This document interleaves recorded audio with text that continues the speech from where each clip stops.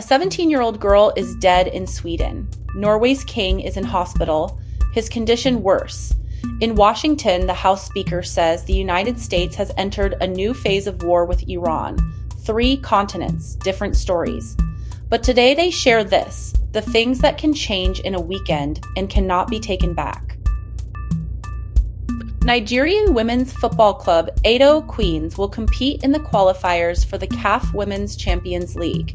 They're taking part in the WAFU B-Zone tournament. Their opening match is on Monday, the 24th of August. They face AS GNN of Niger. The game kicks off at 6 in the evening at the Stade de Quatrao in Ouagadougou. That's the capital of Burkina Faso. Edo Queens then play their second Group B fixture 3 days later on Thursday the 27th. Their opponents will be ASEC Mimosas. The tournament determines which West African teams advance to the main continental competition. Daily Post NG reported this. The Sindh government wants a judicial commission to look into the murder investigation of Mir Raza Ali. Officials say they will ask the Chief Justice of the Provincial High Court to set up the commission. Its job would be to determine whether the probe is being conducted impartially and according to the law. But the family's lawyer has objected. He says they will go to the Sindh High Court on Monday to challenge the government's decision. The announcement came on Sunday. Dawn reported this. A teenage girl has been killed in a sword attack in Sweden. She was 17 years old. 2 boys were also injured in the attack. One is 12, the other is 17. Police have detained an 18-year-old suspect. No further details about what led to the attack have been released. BBC World reported this. America's national debt has reached $40 trillion. That's happening as inflation continues and financial markets remain unsettled. The Minneapolis Federal Reserve president will talk about what that means this Sunday on Face the Nation. Neil Kashkari runs one of the country's 12 regional Fed banks. The program will also feature 2 members of Congress. Republican Byron Donalds of Florida just won his primary election.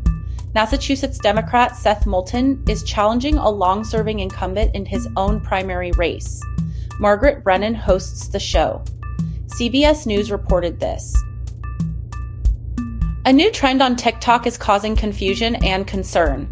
Videos showing people dressed as the Cat in the Hat from the children's books have been going viral.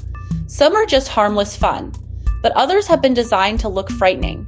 The post has spread widely enough that police in Ireland and the UK felt they needed to respond. They've put out statements reassuring the public. The images are fake. The trend shows how quickly something that starts as entertainment on social media can take on a life of its own. What began as a joke has left some people genuinely worried about what they're seeing online. BBC News reported this. The U.S. House Speaker says his country is entering a new phase in the war with Iran. He gave no detail on what that means. Liberia has agreed to take deportees from the United States. The first arrived from Venezuela, Cuba, and Colombia. The United States is entering what's being called a new phase in its conflict with Iran. That's according to Mike Johnson, the Speaker of the House of Representatives. He made the comments during an interview on Fox News on Sunday. Johnson said he believes allied nations will help in this next phase. He said the aim is to get this finished. He gave no details about what form that next phase might take or which allies he was referring to. Middle East Eye reported this. The United States has begun deporting people to Liberia under a new agreement with the West African nation. Deportees from Venezuela, Cuba, and Colombia have already arrived there. Liberia has agreed to accept up to 1,200 foreign nationals from the United States over the next year. The arrangement is part of the Trump administration's deportation efforts. It marks an unusual destination for people being removed from America. Most were not from Liberia originally. The deal appears to offer the U.S. another country willing to receive deportees when their home nations will not take them back. Fox News reported this. Video assistant referees are stirring up controversy again in the Premier League.